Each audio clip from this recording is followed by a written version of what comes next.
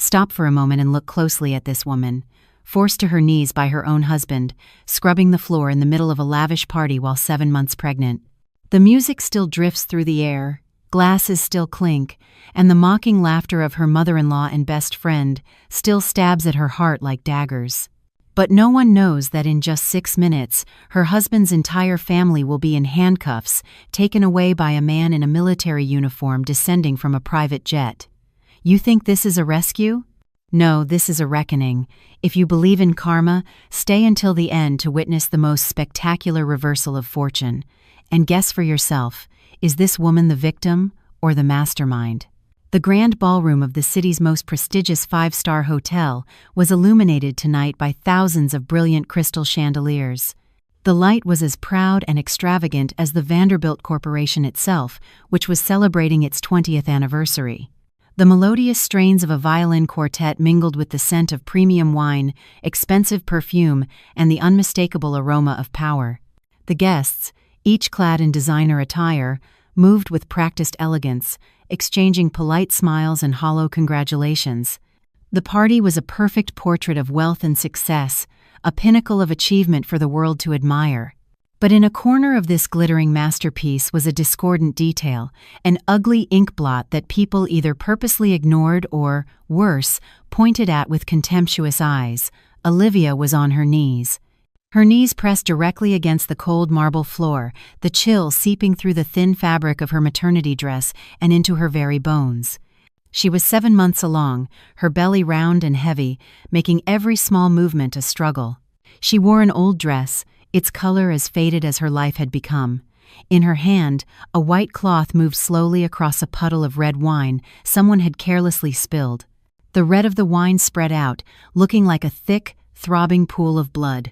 Whispers began to ripple through the crowd, not loud, but sharp enough to pierce her eardrums like poisoned needles. "Look, isn't that the Vanderbilt family's daughter-in-law? What happened to her? I heard she came from a prominent family, the daughter of the former chairman of Sterling Holdings. What a tragic fate. She must have done something to anger her mother-in-law, that Catherine Vanderbilt is known for being ruthless. A disobedient daughter-in-law is in for a world of pain." Every word was an invisible blade, carving deeper into Olivia's already tattered pride. She kept her head bowed, letting her long hair fall forward to hide the redness welling in her eyes. She didn't want anyone to see her cry, especially not the people sitting at the main table. There, in the seat of honor, sat Mason, her husband, the man who had once sworn under a sunset that he would never let her suffer any harm in this life. He was dressed in a meticulously tailored Italian suit, looking suave and handsome. He raised his wine glass, smiling at a business partner, his gaze never once straying to his kneeling wife just a few feet away. Or perhaps he did look, but it was with a cold, indifferent stare, as if she were nothing more than a broken object, a common servant. That look hurt more than 1,000 insults. Beside him, her mother-in-law, Catherine Vanderbilt, smirked. Her smile wasn't one of a gracious host, but of a triumphant victor. She was pleased to see her daughter-in-law, whom she had always considered a thorn in her side, humiliated before the world. She wanted everyone to know that in this family, she held the power of life and death, and Olivia was just a worthless pawn. Olivia's gaze then drifted to one more person, Madison, her once best friend, who had shared the most beautiful years of her youth with her. Now, Madison sat next to Mason, wearing a stunning scarlet evening gown, the color as glaring as the wine stain Olivia was cleaning. Madison looked at her, her lips curving into a smile that an outsider might mistake for pity or embarrassment, but only Olivia understood the smugness and mockery hidden behind it. It was Madison, her closest friend, who had conspired with the Vanderbilts to frame her father, drive Sterling Holdings into bankruptcy, and push her into this living hell. A sharp pain shot from her lower back, and her pregnant belly tightened, making it hard to breathe. The baby inside seemed to feel its mother's shame, giving a soft kick. Olivia took a deep breath, trying to calm herself and her child. Tears threatened to spill, but she bit her lower lip until it bled, forcing them back. "No, you can't cry. Tears are the most useless luxury right now." She recalled Catherine's words from moments before, when a guest accidentally knocked over a glass of wine. Her mother-in-law hadn't called for a waiter, but had simply stared at her, her voice cutting like glass. "Olivia, you've made a mess on the floor. Aren't you going to clean it up? We can't have our guests thinking the Vanderbilt family doesn't know how to discipline their daughter-in-law." The statement was both an order and a public humiliation. Mason had been there, he had heard everything, but he remained silent. His silence was the final blow, severing the last fragile thread of hope in her heart. Olivia's hand tightened on the cloth, her knuckles turning white. She wiped the floor bit by bit, slowly and meticulously, as if performing a solemn ritual rather than enduring a punishment. She was wiping away the red wine, and it seemed she was also wiping away the last of her illusions about the man she once loved with all her soul. Amidst the loud music and mocking stares, no one noticed. No one saw that behind the back slumped in exhaustion and submission, a spine was slowly, deliberately straightening. No one knew that behind the tear-filled eyes, a gaze had become sharp and cold, as still as the surface of a lake before a hurricane. Everything had reached its limit. The act of endurance was about to end. She was just waiting for a signal. Just 6 more minutes. 6 minutes until this world exploded. Time in the ballroom seemed to congeal, moving to the artificial rhythm of the violin and soulless toasts.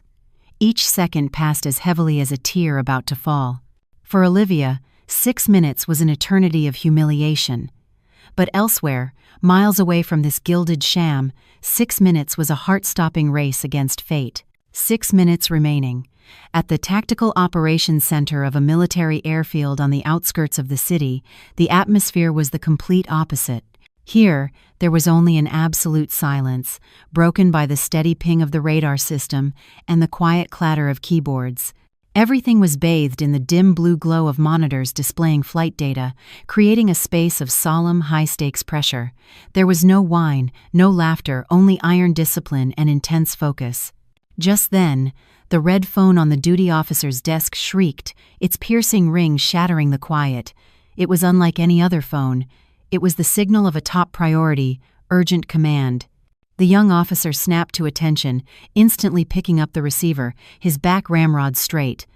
"Tactical operations, go ahead." The voice on the other end offered no greeting, just a deep, curt, and chillingly brief command. "Stormfire protocol is a go." The officer swallowed hard, his eyes wide. He didn't ask a single question. He just replied with a crisp, "Yes, sir." The moment the call ended, he turned to the internal communication system, his voice laced with an undisguisable urgency. "Emergency alert. Special flight preparing for immediate takeoff. 5 minutes. Clear runway 8. Highest priority. 4 minutes remaining." The steel door to the operations center burst open. A tall man strode in. He wore a simple, charcoal-gray military-style uniform, devoid of flashy epaulets or medals, but every line was as sharp as if cut from steel. His face was angular and resolute, with eyes as deep and dark as the night sky. Those eyes held a fearsome stillness, the calm of the ocean before a typhoon. His high forehead and straight nose radiated an authority that made others hold their breath. He was Jack Donovan, director of a highly secretive Federal Special Operations Unit. He said nothing, his eyes sweeping over the radar screens before he walked directly toward the runway exit. Each of his steps was firm and decisive. The sound of his military boots striking the floor echoed with the steady rhythm of a death clock counting down. The soldiers and officers in the room all stood and saluted, but he merely gave a slight nod, his expression unchanging. His mind wasn't on complex battle plans. He was thinking of an image from years ago when he was a young man standing in Olivia's family garden.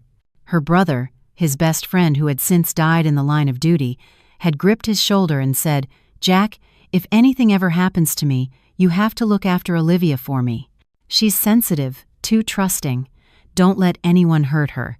That long-ago promise still rang in his ears, as heavy as a debt of honor he had never forgotten.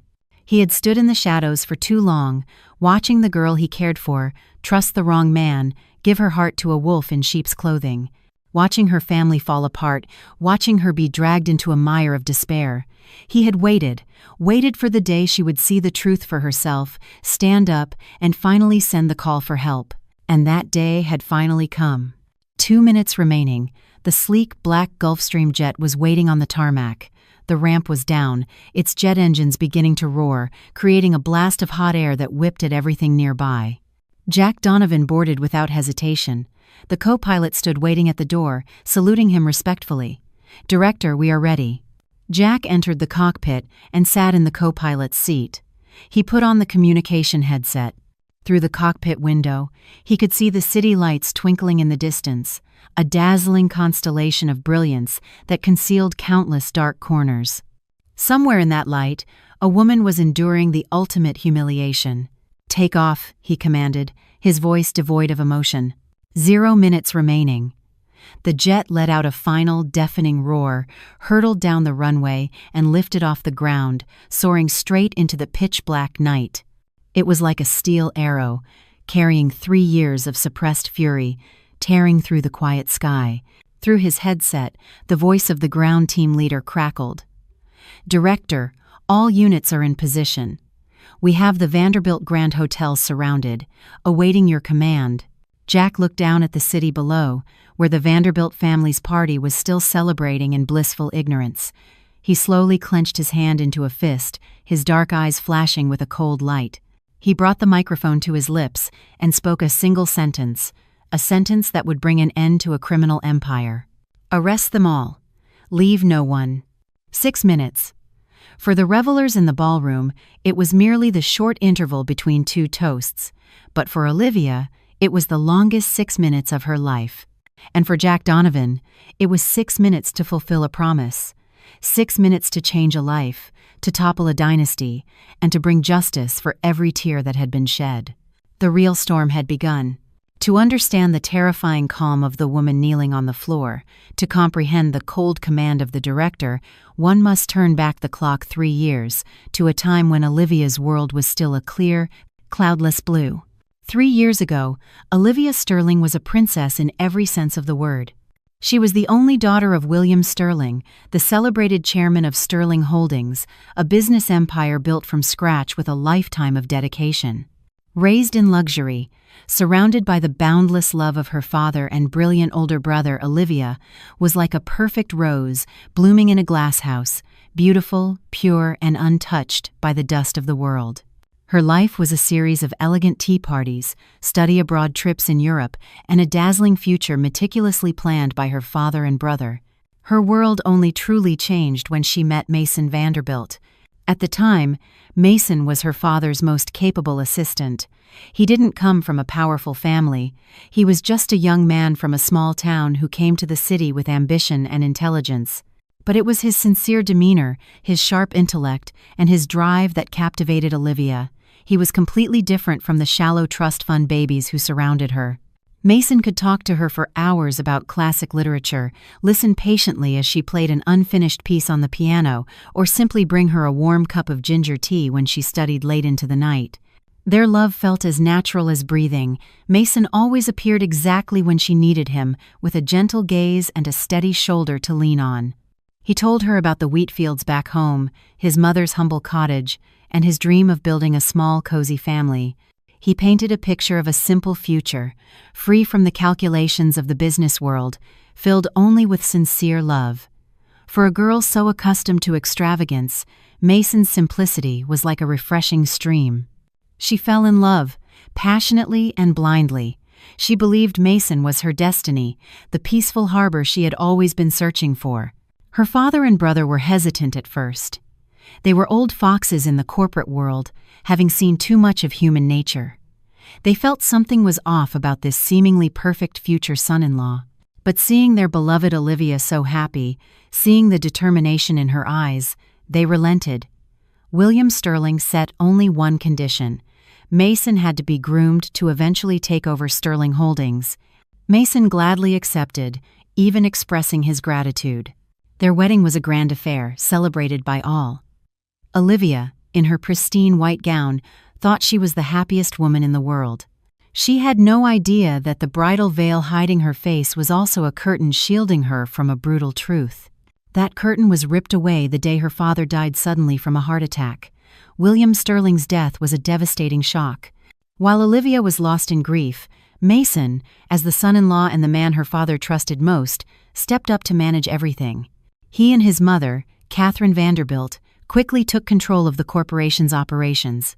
And then, the most terrible things began to unfold. Her father's will had somehow been changed at the last minute. His entire stake in Sterling Holdings was transferred to Mason, to be managed in trust until Olivia was ready. The loyal executives who had worked with her father for decades were fired one by one, replaced by Catherine's people. In just a few short months, Sterling Holdings, her father's life's work, was renamed the Vanderbilt Corporation. Olivia was still too naive. She confronted Mason, but he just pulled her into his arms, comforting her with sweet words. He said everything he did was to protect her, to shoulder the burdens of the corporate world so she could live a life of ease, and she believed him. Until one night, when she accidentally overheard a conversation between Mason and his mother in the study. "See, Mother? I told you. That girl is a complete fool. A few sweet nothings and she believes every word. The entire Sterling fortune is now in our hands." Mason's voice was filled with triumph. Catherine let out a chilling laugh. "And we have that girl Madison to thank. Without her help, we never would have fooled that old man Sterling. I can't believe she'd sell out her best friend of so many years." Olivia's ears rang. Madison, her best friend? It couldn't be. But the truth hit her like a bucket of ice water. She remembered all the times Madison had accidentally told her about Mason's struggles, stirring her sympathy. The times Madison had unintentionally created opportunities for them to meet.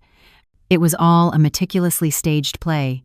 Love, friendship, all of it was a lie. She was just a pawn in their game, a stepping stone to their goal. From that moment on, Olivia's paradise crumbled. The mansion she grew up in became her prison. The man she once loved with all her heart became her cruel warden.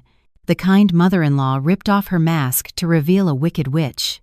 She went from being a proud swan to a bird with broken wings, trapped in a cage, a thankless servant in her own home. She had screamed, begged, and questioned, but all she received were contemptuous smiles and insults. "You should know your place. If it weren't for our family taking you in, you'd be begging on the streets by now." 3 years. 3 years of hell forged the naive swan into a phoenix of fire, waiting for the day to be reborn from the ashes of her own pain. Her smile vanished, replaced by silence. But within that silence, a fire of hatred was kindled, smoldering, waiting for a gust of wind to erupt and consume everything. Amidst the dark days in the Vanderbilt household, a single ray of light had once ignited a fragile hope in Olivia's heart. The moment she learned she was pregnant. The existence of that tiny life became the sole reason for her to endure. This child was not a Vanderbilt. It was her child, the blood of the Sterling family, her last connection to the world. For her baby, she could swallow any bitterness, ignore any insult. Every gentle kick, every time she felt its tiny heartbeat, was a reminder that she was not alone. She promised herself she would protect her child at all costs, to give it a life different from her own. But the greater the hope, the more devastating the pain when it shatters. The tragedy struck on a rainy afternoon, when she was 5 months pregnant. That day, Catherine and Madison were berating her over some trivial matter. They called her lazy, a parasite, a jinx who brought bad luck to the family. Olivia, as usual, kept her head down in silence, one hand unconsciously resting on her belly, shielding her child. Her silence seemed to infuriate them further. Madison stepped closer, her voice sweet as honey, but her words sharp as a razor. "Olivia, darling, you don't have to look so pitiful all the time. Carrying a Vanderbilt heir is the blessing of a lifetime. You should be more grateful." Olivia looked up, for the first time meeting her former friend's gaze directly. Her voice was hoarse. "A blessing? Or a debt that you will never be able to repay in this lifetime?" A stinging slap landed on her cheek. Catherine gritted her teeth. "How dare you talk back to me, you insolent brat!" She lunged forward and shoved Olivia hard on the shoulder. It all happened too fast. Olivia was standing at the top of the grand staircase. The unexpected push made her lose her balance.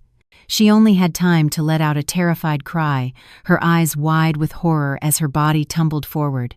She rolled down the cold, wooden steps, each one a brutal impact against her back and her belly. The physical pain was nothing compared to the agony tearing her heart apart.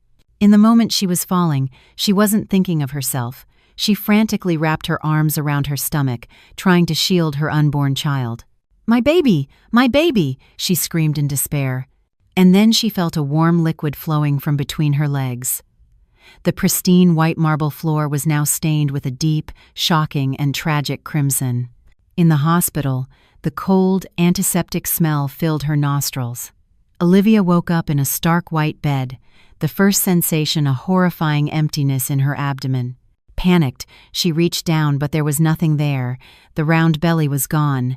The loving kicks were gone. An old doctor entered, his face filled with sympathy. "We're very sorry. We couldn't save the baby. You need to rest and take care of yourself." A simple sentence, but it was a death sentence for her world. She didn't cry. She didn't scream. Her eyes were wide and vacant, staring blankly at the white ceiling. Mason came in, his face a mask of sorrow, but there wasn't a single tear in his eyes. He took her hand. "Honey, how could you be so careless? I'm heartbroken about the baby too, but we're still young. We can have other children." Catherine and Madison were there too. Catherine sighed, her tone full of blame. "Truly cursed. Can't even hold on to my precious grandchild. Utterly useless." Olivia turned to stare at them, her voice dry as a dead leaf. "She pushed me. She was the one who pushed me down the stairs." Her accusation was met with silence. Then, Mason frowned. "What are you talking about? Mom was just worried about you. You're not thinking straight because of what happened. Don't say such crazy things." "Crazy things?" The tears finally broke free. She laughed, a sound more sorrowful than any cry. "Yes, I must be crazy. A mother who loses her child can't possibly be sane. But all of you, the ones who killed my baby, you're all perfectly sane, aren't you?" No one believed her. They said she was hysterical, delusional. They turned her into a madwoman, a guilty mother who had failed to protect her own child. That night, in the cold hospital room, Olivia Sterling died. Love, patience, hope, everything that belonged to her old self died along with her unborn child. Her heart shattered into dust. But from those ashes, something else was born: hatred. She stopped crying. She quietly left the hospital and returned to that house of horrors, continuing to play the part of a dutiful wife and daughter-in-law. But inside, she was a completely different person. The innocence in her eyes was gone, replaced by a deep, chilling stillness, like the frozen surface of a lake. She began to change. By day, she was a listless shadow. But at night, when everyone else was asleep, she would secretly open an old laptop and begin to study. She read about corporate law, criminal law, cases of fraud, embezzlement, and money laundering. She devoured every article, every legal loophole. Knowledge was the first weapon she armed herself with. Then, she began to act. Using a secret burner phone, she tracked down her father's old business partners, the loyal shareholders of Sterling Holdings, who had been ruined by the Vanderbilts. At first, they were suspicious, but when she told them her story, when they saw the fire of vengeance in her eyes, they believed her. They started providing her with evidence, with confidential documents they had hidden away for years. A silent network began to form, step by step. But to take on a power like the Vanderbilt Corporation, that wasn't enough. She needed a protector, a sharp sword that could sever all chains. And she thought of one person, Jack Donovan. Her brother's best friend, the man who still visited her brother's grave every year without fail. She found a way to contact him. They met in a small, secluded coffee shop. When Jack, dressed in civilian clothes, sat down across from her, he almost didn't recognize her. The Olivia of the past was as radiant as the sun. This woman was gaunt and somber, her eyes holding an unspeakable pain. Olivia didn't beat around the bush. She placed a USB drive on the table. "This contains a fraction of the Vanderbilt family's crimes." Then, pointing to herself, she added, "And this is all of my hatred. I need your help." Jack looked deep into her eyes. He saw the cold determination there, saw the pain that had been forged into strength. His friend had asked him to look after her, and he had failed. He had allowed her to suffer these horrors. He picked up the USB drive, his voice low and firm. "I'll help you. From now on, you do what you need to do. Leave the rest to me."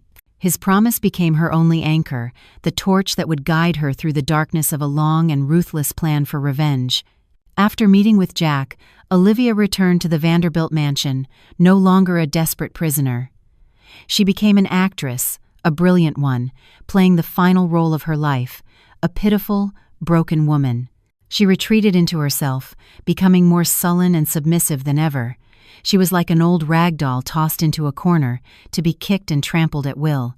When Catherine yelled at her, she would just bow her head, her shoulders trembling just enough. When Mason treated her with cold disdain, she would silently turn away, hiding her gaunt face in the shadows.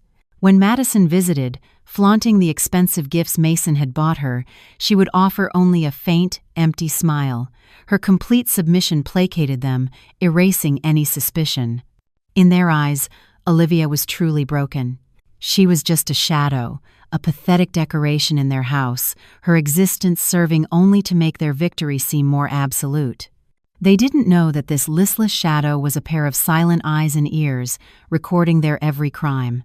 Behind every tear she shed was a mind calculating with cold precision. Behind every accidental stumble in the kitchen was a pair of eyes quickly scanning the documents Mason left on his desk. Behind every submissive bow was a merciless revenge plot slowly taking shape. A giant chessboard had been secretly set, and she was the one controlling every move. Her first act was to install invisible eyes. During her cleaning chores, she skillfully planted microcameras and sophisticated listening devices in the most unexpected places. One was hidden inside an old teddy bear her brother had given her, placed on a bookshelf in Mason's study, where his illegal dealings took place. Another was disguised as a button on one of her father's old suit jackets, hung in a closet directly facing Catherine's secret safe. A recording device was even taped under the coffee table where Madison and Mason often sat, whispering their dark plans. Each time she did this, her heart pounded against her ribs. Her hands were slick with sweat, but her gaze remained firm. She was walking a tightrope, one small mistake, and she would fall into a bottomless abyss. But the hatred she felt for her lost child was far greater than her fear of death. The recordings, the videos of their dirty money transactions, their bribery, their plots to crush competitors, she carefully copied everything onto micro SD cards. Getting them to Jack was even more dangerous. She couldn't use a phone or email. She established a secret communication channel with him. Once a week, she would go to an old bookstore in a quiet neighborhood, pretending to look for books. She would slip the memory card between the pages of a novel titled Where the Ashes Settle and place it back on the shelf. An hour later, one of Jack's agents would come and retrieve it. The book was their silent signal, a wordless cry for help that only the two of them understood. But evidence of their business crimes wasn't enough. She wanted them to pay for what they did to her family and to her child. She needed a finishing blow, so she decided to turn herself into the bait. She got pregnant again. This time, she felt no joy, no hope. To her, this child was a tool, a key piece in her game of life and death. She knew the Vanderbilt family craved a male heir to legitimize the massive fortune they had stolen.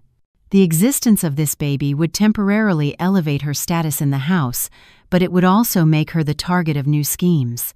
Just as she predicted, when they learned she was carrying a son, Catherine's attitude did a 180-degree turn. The insults stopped, replaced by inquiries about her health and offers of nutritious food. But behind this fake concern, Olivia felt a suffocating control. Catherine monitored her every move, forbidding her from leaving the house or seeing anyone. She only cared about the golden grandson in her belly. The mother's life was of no consequence. That was when Olivia laid her final trap. She knew Mason and Madison were still seeing each other secretly. She knew they were conducting a massive money laundering operation through an overseas real estate project. She accidentally left a folder of fake documents on a table, containing false information about a secret bank account left by her father, holding an enormous sum of money. The bait was too tempting. Their greed overrode all reason. They believed it was the last piece of the sterling fortune they hadn't yet claimed. To get it, they needed her signature. And to force her to sign, they needed leverage, a final push. The 20th anniversary party for the Vanderbilt Corporation was the stage she had chosen. She knew that on such a momentous occasion, they would want to display their power, to put her in her place one last time.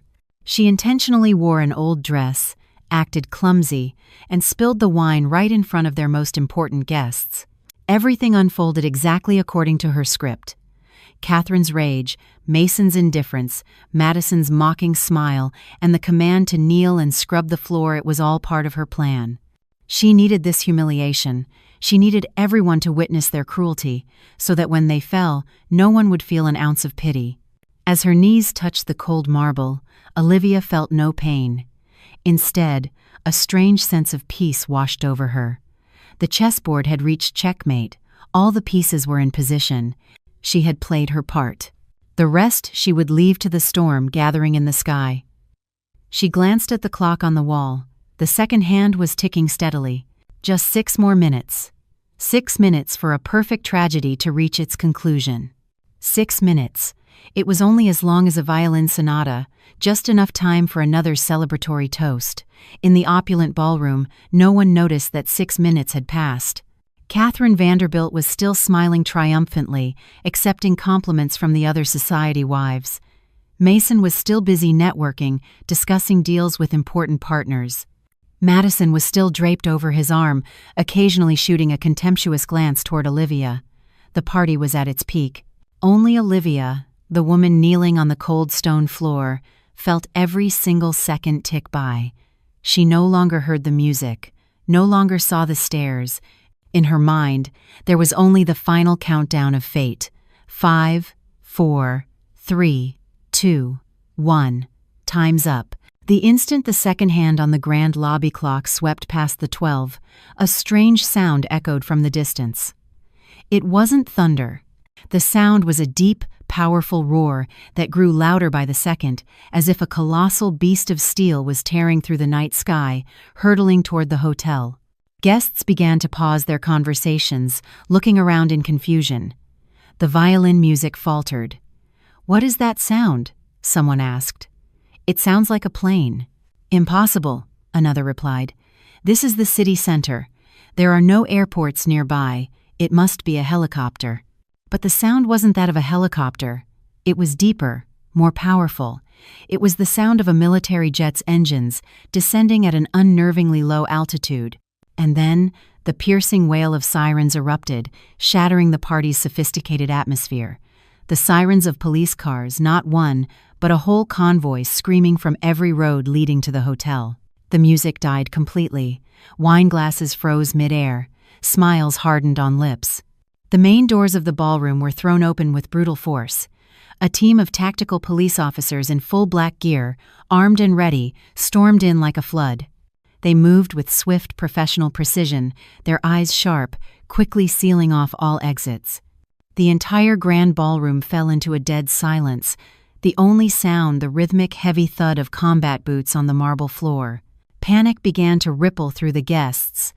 Catherine's face went white. She shot to her feet, her arrogant composure gone.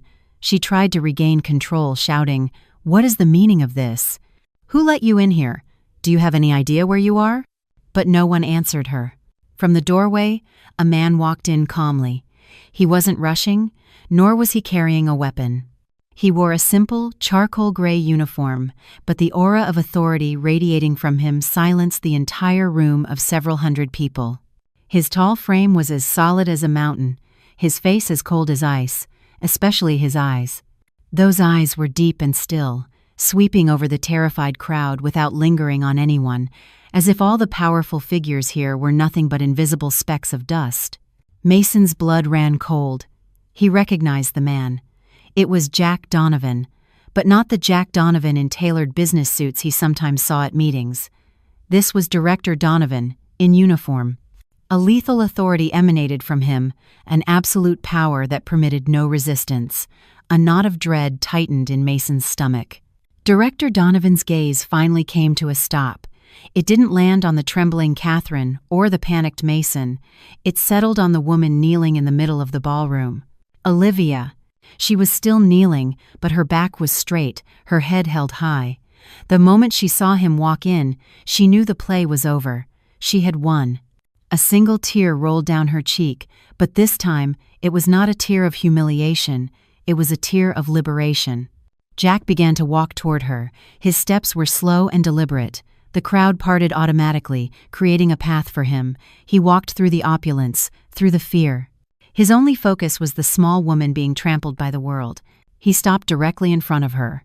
He looked down and saw the thin maternity dress, the pale face, the unbelievably defiant eyes.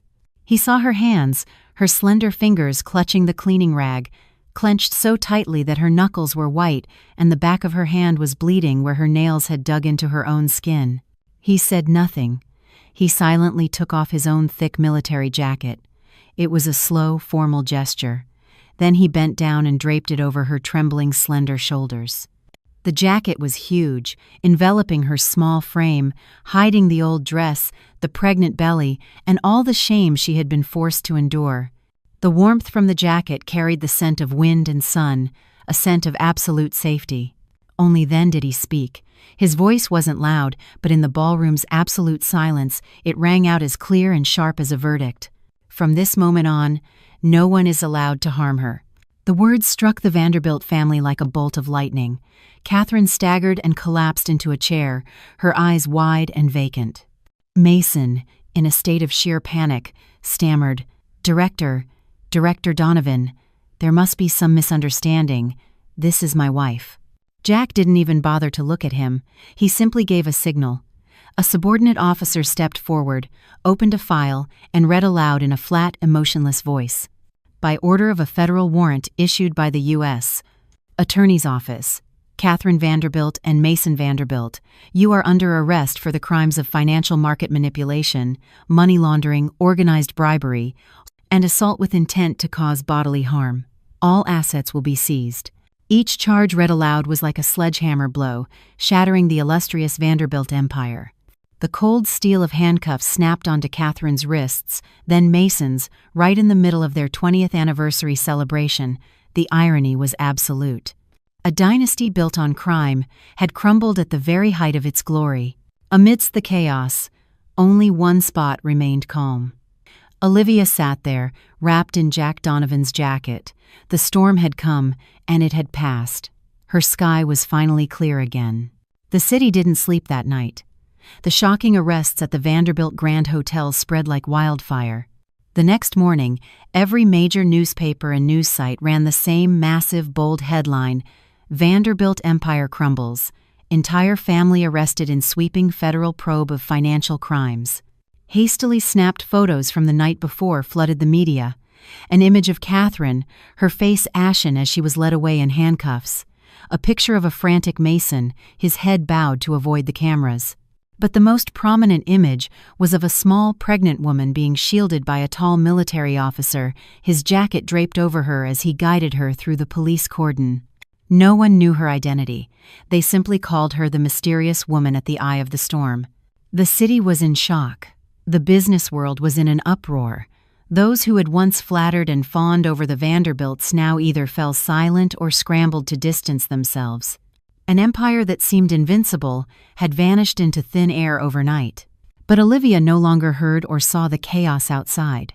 Jack had quietly escorted her out of the hotel through a private exit, far from the forest of cameras and the prying questions of reporters. An unmarked black SUV sped through the night, leaving the flashing police lights behind, leaving behind her entire past of pain and humiliation.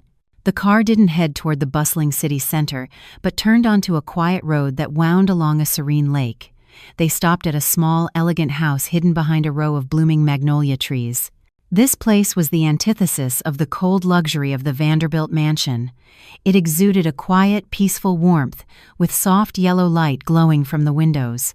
Jack helped her inside. He didn't say much, just quietly made her a warm cup of ginger tea and placed it in her hands. Her hands were still ice-cold and trembling.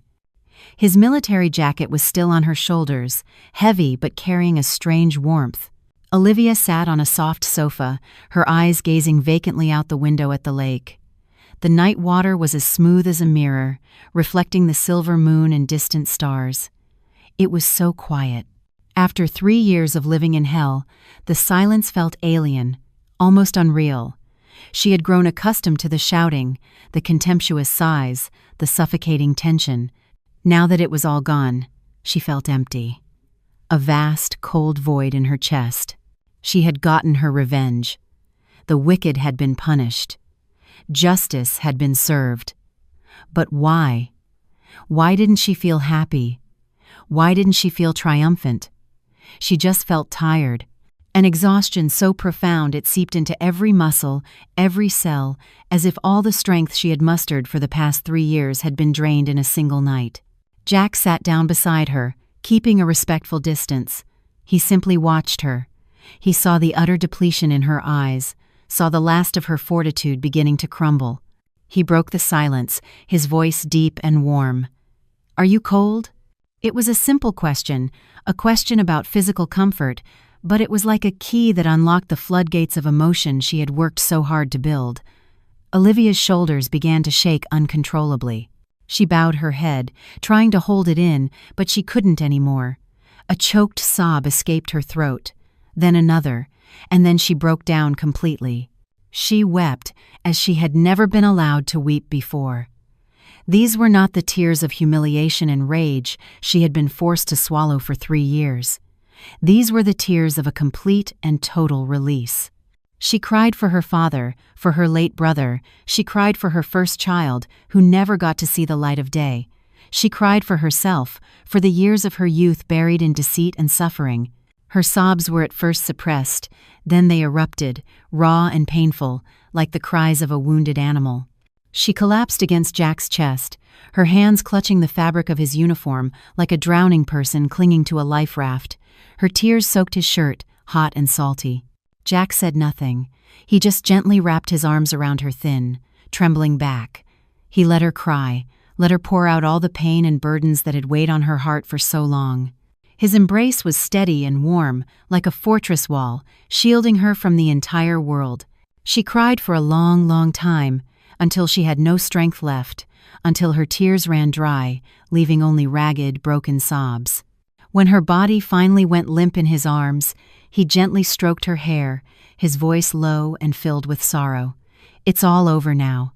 No one can ever hurt you again." He paused, then added, each word a solemn vow. "This time, let me be the one to protect you." Olivia heard his words, each one clear and warm, seeping like water into her frozen heart. She felt the sincerity in his voice, the safety in his arms, but she couldn't respond. She just remained silent, because inside her, everything was dead. The revenge had taken everything from her. It took her innocence, her trust, and even her capacity to love. Her heart was now like a field after a wildfire. Everything had been burned away, leaving only cold, lifeless ash. For her, love was now an impossible luxury. All she wanted was peace, peace in the ruins of her own making. In the days that followed, the media storm continued to rage.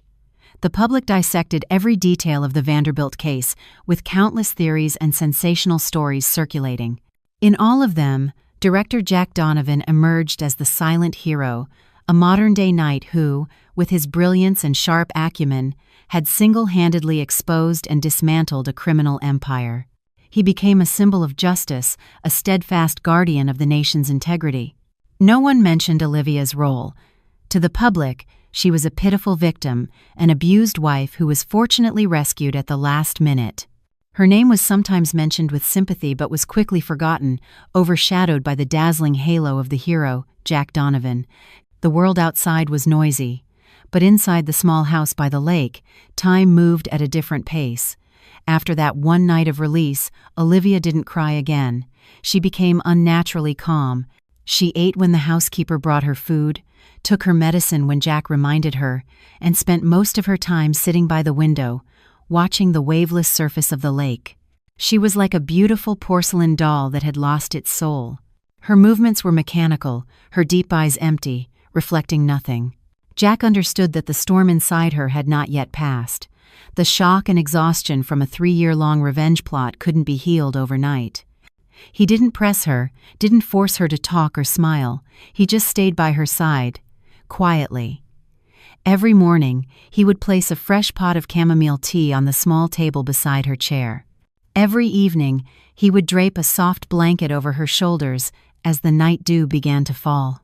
His care was as silent and patient as he was not demanding, not imposing, just being there, like a lighthouse silently guiding a lost ship through the night. One afternoon at sunset, as the last rays of light painted the lake a shimmering gold, Jack brought out 2 cups of tea, placing one in front of her. He sat down, breaking the silence that had stretched for days. "They're calling me a hero out there." His voice was low, with no hint of pride, just a simple statement of fact. Olivia slowly turned her head. For the first time in days, a flicker of emotion stirred in her eyes. She looked at him and gently shook her head. "You're not the hero," she said, her voice still weak but clear. "You were the sword of justice, but I was the one who sharpened it and placed it in your hand." Jack wasn't surprised. He just listened quietly. And then, she began to tell him. She told him everything. She told him about the long nights she stayed awake studying law, about how her hands trembled when she planted the first camera, about the times her heart stopped when she was passing evidence at the old bookstore. She told him how she had to act, to turn herself into a pathetic creature to lull her enemies' suspicions. She told him about the decision to use her unborn child as the final bait, a cruel choice to make against herself, but the only move that could end it all. Her voice was steady, emotionless, as if she were telling someone else's story. But Jack could hear the jagged scars behind the calmness, the pain that had calloused over so much it could no longer bleed. He had known all of this from the case files, from his agent's reports, but hearing it from her lips, his heart still ached. The fragile girl his friend had asked him to protect had been forced to walk such a dark and thorny path, all by herself. When her story ended, the sunset had faded completely, leaving the lake a deep shade of violet. Jack looked into her eyes, which were now clear in the soft lamplight, and asked the question that had been weighing on his mind. "Do you regret it?" He wasn't asking if she regretted putting the Vanderbilts in prison. He was asking if she regretted becoming a different person, a cold, calculating woman. If she regretted paying such a high price for justice. Olivia was silent for a long moment. She looked at the now cold tea in front of her, then looked back up at him, meeting his gaze directly. An ironclad resolve appeared in her eyes. "I regret," she said slowly. "I regret being so blind as to believe in a false love. I regret being so naive that I let them take everything from me. But I do not regret taking back justice for my parents, for my brother, and for my lost child." Her words carved themselves into Jack's heart. They didn't hurt him, they etched her image into his very soul, a permanent mark. He had loved her for a long time. Since the days when she was a bright, innocent girl with a smile like the morning Sunday, he had loved her purity and had watched in anguish as she gave her heart to a man who was unworthy. For all those years, his love had been a silent, underground river, flowing deep within him with no chance of ever surfacing. But in this moment, he realized his love for her had transcended admiration and pity. He loved the woman she was now. A woman who had walked through hell and emerged, perhaps covered in scars, but with a will as strong as tempered steel. She was not a princess who needed rescuing. She was a queen who had reclaimed her own kingdom. And he would gladly be her loyal guard, silently protecting his queen from the shadows. The peaceful days at the lakeside house were like a thin film of oil on water, concealing the undercurrents that had not yet settled. Olivia slowly regained her physical health. With the care of the housekeeper and Jack's quiet companionship, the color returned to her cheeks, and the baby grew strong and healthy. She started reading, listening to classical music, and taking short walks around the lake each afternoon. This tranquil veil almost made her believe the horrific past was truly behind her. She had almost forgotten about Madison. In the Vanderbilt investigation, Madison was only summoned as a person of interest. With her masterful acting and a well-prepared alibi, she had easily been cleared. There was no direct evidence linking her to the money laundering or financial manipulation. She was simply Mason's mistress, another pitiable role she had crafted for herself. After the Vanderbilts fell, She vanished as if she had never existed in their lives. Olivia didn't want to think about her anymore. The pain of her best friend's betrayal was so immense that she just wanted to seal it away, to bury it in the darkest corner of her memory.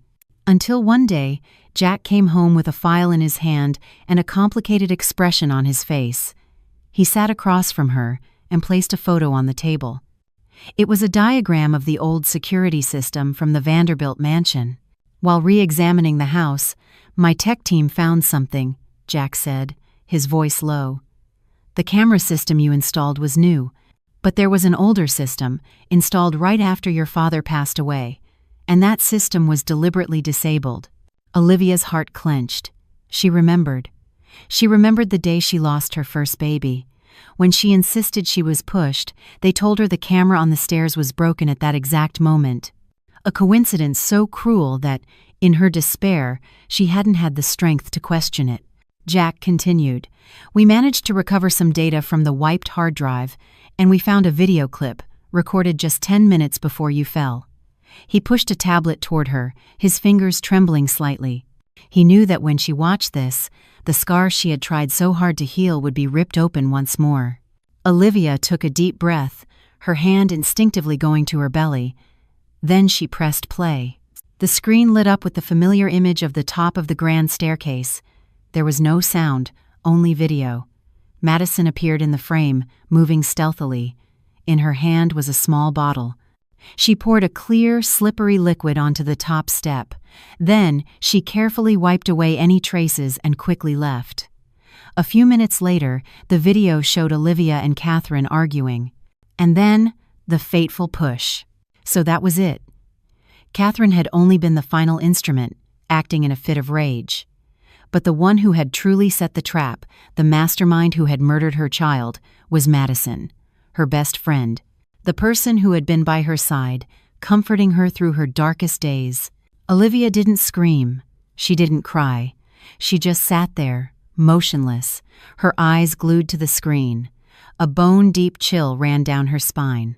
The greatest pain is not being stabbed by an enemy, but having your best friend twist the knife. She turned off the tablet and looked up at Jack, her eyes as still as a frozen lake. "I want to see her." The meeting was arranged at a lakeside cafe, not far from Jack's house. Olivia arrived first, choosing a corner table and ordering a glass of water. Madison arrived a few minutes later. She was still beautiful, still dressed in designer clothes, but she couldn't hide the anxiety in her eyes. "Olivia, you called me out of the blue. Is everything all right?" Madison sat down, her voice still sickeningly sweet. "How have you been? I was so worried about you." Olivia didn't answer, just looked at her in silence. Her gaze held no hatred, no anger. It was clear, and because of its clarity, it was as terrifying as a mirror that could reflect the darkest corners of a soul. Olivia's silence made Madison increasingly uneasy. She forced a laugh.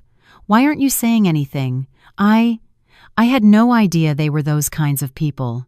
"Madison," Olivia finally spoke, her voice as light as a passing breeze. "How many years have we been friends?" The unrelated question stunned Madison. 10, 12 years, I think." 12 years, Olivia repeated, a faint smile touching her lips. "Long enough to know a person completely. And yet, I realize I never really knew you at all." With that, she took out the tablet and placed it on the table. The screen remained dark. She said nothing more. Silence descended again, but this time it was a heavy, oppressive silence, a form of psychological torture. Sweat beaded on Madison's forehead. She stared at the tablet as if it were a venomous snake. What is that?" she stammered. Olivia remained silent, calmly taking a small sip of water, her eyes never leaving Madison's rapidly paling face. Olivia's silence was her most cruel weapon of revenge. It gave her opponent no chance to argue, to make excuses, to act. It forced them to confront the panic and guilt in their own hearts. Finally, Madison couldn't take it anymore. She burst into tears, her voice becoming a shrill scream. "Fine, it was me. Are you happy now?" The mask of gentle friendship was finally ripped away, revealing the hideous face of jealousy. "Why? Why did you always have everything? You had a rich family, a loving brother, you even had Jack Donovan's attention. And what about me? What did I have? I'm just as beautiful, just as smart. Why did I have to live in your shadow? I hate you. I hate your fake goody two-shoes act." She spewed all the envy and resentment she had bottled up for 12 years. Olivia just listened quietly. When Madison had screamed herself hoarse, Olivia slowly stood up. She didn't say another word. She didn't need to. She turned and walked away. The moment she stepped out of the cafe, 2 plainclothes officers walked in and presented Madison with a pair of cold steel handcuffs. Olivia didn't look back. She walked away into the afternoon sun, feeling a strange emptiness. The last demon had been vanquished, but why did victory taste so bitter? After Madison's arrest, a strange silence fell over everything. The net of justice had closed, the last villain caught. All scores seemed to be settled. The outside world breathed a sigh of relief. Justice was done. But for Olivia, when the final echoes of the war died down, what remained was not the joy of victory but a vast, desolate emptiness. This city, the place where she was born and raised, her former paradise, had now become a prison without bars. Every street corner, every road was stained with memories. There was the restaurant where Mason first proposed with sweet, deceitful words. There was the hospital where she lost her first child in despair. And there, the glittering hotel where she endured the ultimate humiliation to end it all. Everything was a scar, and the city's air was like salt, constantly rubbing against her wounds. A few weeks later, Olivia gave birth to a healthy baby boy. The moment she held that tiny being in her arms for the first time, felt his warmth and his breath, something in her frozen heart seemed to melt. She looked into her son's clear eyes, eyes that had not yet been touched by the world's dust, and she knew. She could not let him grow up in such a toxic environment. She didn't want her son to one day hear the story of his mother's revenge. This child deserved a clean start, a peaceful sky. She made her decision. One morning at dawn, before Jack returned, Olivia left. She didn't take much, just a small suitcase with some clothes and essentials for the baby. On the table, she left a short letter, the handwriting elegant but firm. "Jack, thank you for everything. Thank you for being the sword and the shield that protected me in my darkest days. It is a debt I can likely never repay. But now that it's all over, I realize I no longer belong here. I need to find a place where I can just be myself and my son's mother. Don't look for me. Be well. Olivia." She left the city like the wind, without a goodbye, without a trace. She cut off all contact, becoming invisible. She wasn't running from an enemy. Her enemies were gone. She was running from her own past. 6 months passed. In a small coastal town where waves lapped against white sand year-round and the air was always salty, there was a small coffee shop tucked under a vibrant bougainvillea vine. The owner was a beautiful young woman whose eyes always held a distant sadness. No one in town knew her past. They only knew her name was Anna, and she had an adorable baby boy. It was Olivia. Her life was now unbelievably simple. She woke up to the sound of the ocean, brewing fragrant coffee for a few regular customers. During the day, she managed the shop while caring for her son, whom she had named Asher, with the simple wish that his life would be one of peace. In the afternoons, when the shop was quiet, she would carry him to the shore, sit on the sand, and watch the waves crash and recede in endless cycle, as if the ocean was trying to wash away the pain in her heart. She was no longer Olivia Sterling, heiress to a corporate fortune. She was no longer Mrs. Vanderbilt. She was certainly not the woman who had orchestrated a world-shaking revenge plot. Here, she was simply Anna, a mother. One evening, as the sun was setting and casting a thin layer of gold on the sea, a strange car pulled up in front of her shop. A tall man in simple casual clothes got out. Olivia's heart skipped a beat. It was Jack. He had lost some weight, his face still resolute, but his eyes held a new weariness. He didn't walk straight into the shop. He just stood at a distance, watching her. His woman, sitting on the porch steps, gently rocking her baby's cradle. The evening light illuminated her profile, creating a halo of simple, warm beauty. After a long moment, he slowly approached. The sound of his footsteps made Olivia look up. Their eyes met amidst the gentle roar of the sea. There was no great surprise, no awkwardness. It seemed that deep down, she always knew this day would come. He sat on the step beside her, also looking out at the ocean in silence. "Are you happy?" he asked, his voice hoarse. "I'm at peace," she replied, her voice as soft as a breath. They fell silent again. The silence between them wasn't uncomfortable, it was filled with understanding. He didn't ask why she left. She didn't ask how he found her. After a long while, Olivia spoke, her eyes still fixed on the horizon where the sea met the sky. "I died once, Jack. The day I lost my first child. I really died. The person who came back to life was just a shell filled with hatred. Now that the hate has been repaid, I just want to live. To live a truly peaceful life." She turned to look at him.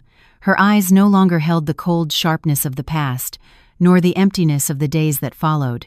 They held a serene clarity, like the surface of an autumn lake. Jack looked deep into her eyes and saw a true, profound tranquility.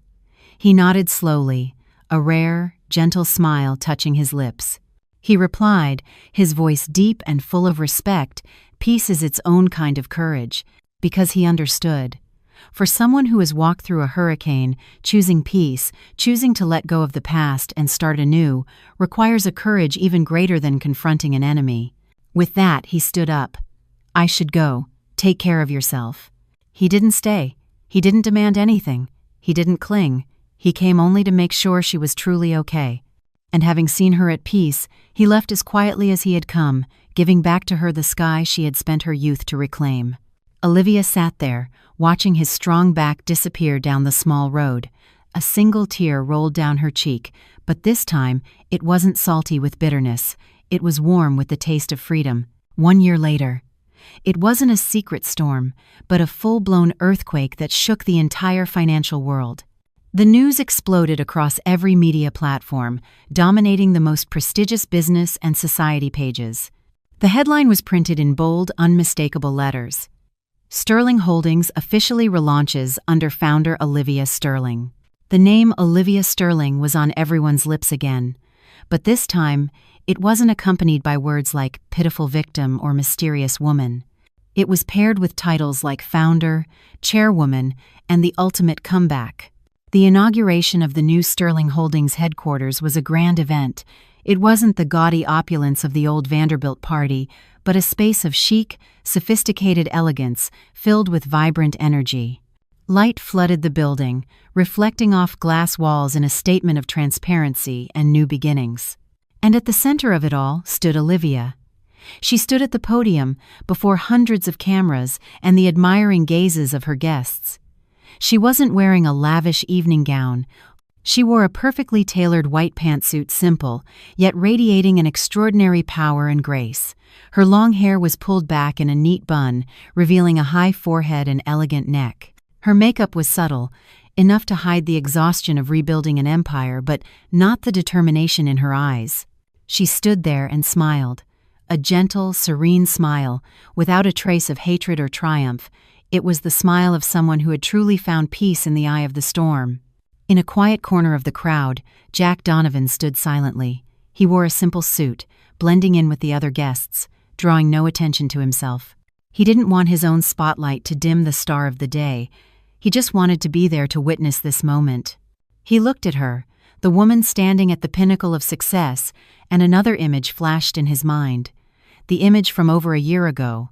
The same woman, kneeling on a cold marble floor amidst jeers and contempt, her small back bearing the humiliation of the world. From a woman trampled into the mud, she now stood tall in the brightest light. How long and thorny that path had been, only she and he truly knew. But he also knew she hadn't done all this for gloating satisfaction. She didn't seek revenge to see others suffer. She sought revenge to be free. Free from the past, free from the chains of hatred. Free to be herself again, free to reclaim what belonged to her family and to give her son a future unburdened by shadows. Olivia's speech was brief. She thanked the loyal partners who had stood by her, and she outlined the future direction of Sterling Holdings. Not a single word about the past. Not a single mention of the Vanderbilt family. She looked forward, and only spoke of the future. When the ceremony ended, reporters swarmed her. Amidst the questions about business strategy, a young female reporter pushed forward and asked the one question everyone was dying to ask. Miss Sterling, you've endured an unfortunate past.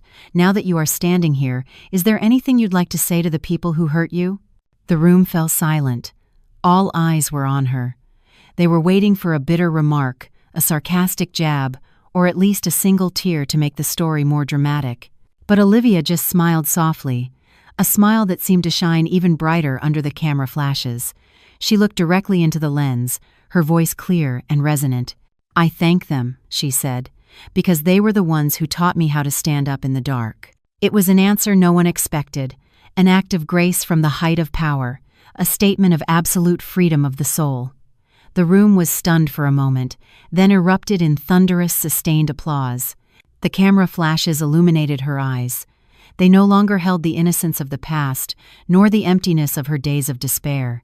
Her eyes were now deep and serene like an autumn lake, but behind that stillness was the glint of sharp intellect and the brilliant light of a star, beautiful, cold, and proud.